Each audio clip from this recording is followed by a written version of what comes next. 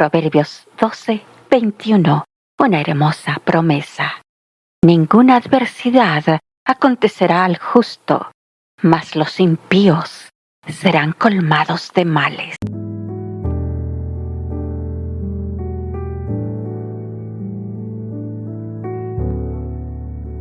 Vamos con la conclusión del estudio sobre la mujer samaritana que podemos encontrar en la Biblia en Juan 4, del 1 al 34.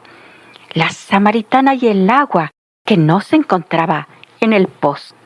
Hemos estado hablando sobre la plática que tuvo la samaritana con el Señor Jesús en el borde del pozo. Ella no podía entender lo que era el don de Dios, pero el Señor Jesús se lo hace ver. El don de Dios se descubre por la fe, y la fe que descubre ese don tiene que ser activa. No puede divorciarse de las obras. 10 leprosos habían pedido a Jesús que les sanara. Les mandó que se presentasen a los sacerdotes y cumpliesen con los requisitos de la ley mosaica para su reconocimiento como sanos. Todavía leprosos se fueron y yendo descubrieron que estaban limpios. A la samaritana sedienta le dijo: «Ve y llama a tu marido». Se fue y yendo recibió el agua de vida. Y como los 10 leprosos, sintió un cambio radical en su persona. Ella había nacido de nuevo. Ya era otra persona. Las cosas viejas habían pasado. Todas se habían hecho nuevas. ¿Cómo se explica este cambio? No lo sabemos. Es el don de Dios.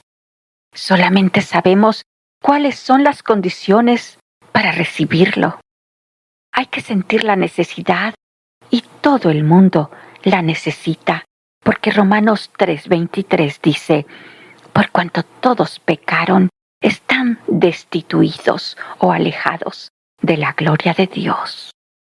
Hay que pedir esta gracia que es gratuita y nada tiene que ver con los méritos. Efesios 2:8 también dice: «Porque por gracia, por regalo sois salvos por la fe, y esto no es de vosotros, sino que es un don de Dios». Habiendo hecho esto, hay que aceptar la salvación, pues a todos los que le recibieron les dio potestad de ser hechos hijos de Dios, a los que creen en su nombre. Lo dice Juan 1:12. La fe en la palabra de Dios y la obra redentora de Cristo es la mano que recibe el don. El que cree en el Hijo de Dios tiene vida eterna, y por este es anunciada la remisión de pecados. En Jesús, es justificado todo aquel que cree. Apenas había revelado Jesús su identidad como el Mesías, cuando volvieron sus discípulos de la ciudad y se maravillaron de que hablara con la mujer.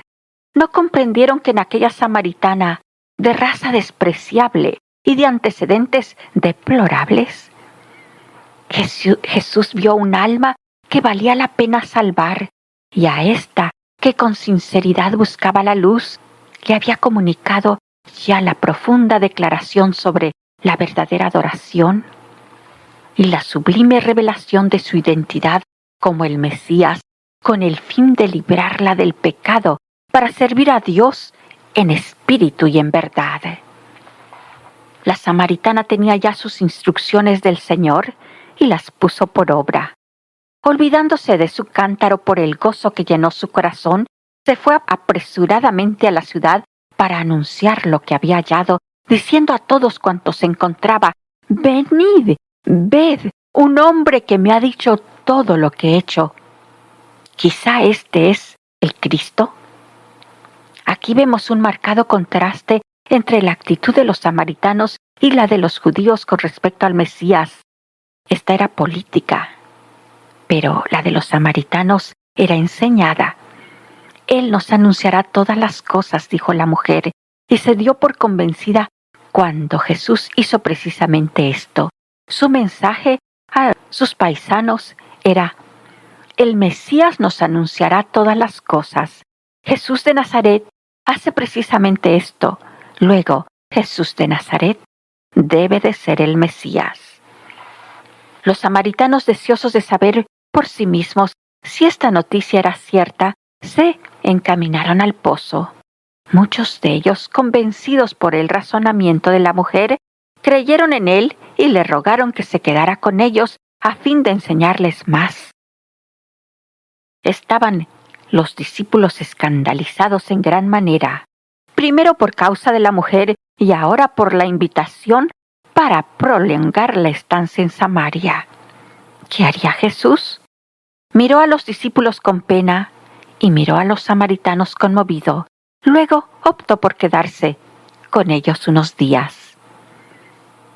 Miguel Ángel, el gran escultor, visitando cierto día una cantina, vio un bloque de mármol que había sido echada a un lado como cosa que no servía.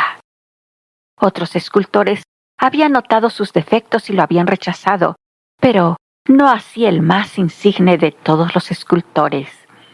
Haciendo caso omiso de los bloques más recomendables, escogió el que los otros despreciaban y de él sacó su obra maestra, que es el orgullo, hasta hoy día, de la ciudad de Florencia, el famoso David. Aquel día, la mirada escudriñadora de Jesús pudo penetrar el exterior tosco de aquellos samaritanos y ver dentro piedras vivas de su propia labranza, que adornarían eternamente el templo de su Padre.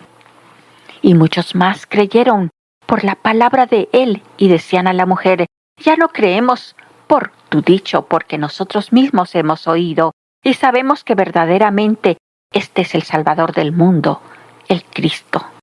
Valieron la pena por su intención espiritual estos 2 días pasados en Samaria, pues en ninguna otra parte tuvo una recepción más cordial o fructífera. Juan 1:12 dice: a los suyos vino, y los suyos no le recibieron, mas a todos los que le recibieron les dio potestad de ser hechos hijos de Dios, a los que creen en su nombre. Lo más bello en la historia de la samaritana es que Jesús es el mismo hoy, ayer y por los siglos. Lo que ofreció a ella nos ofrece a nosotros. Nadie tiene por qué tener sed jamás.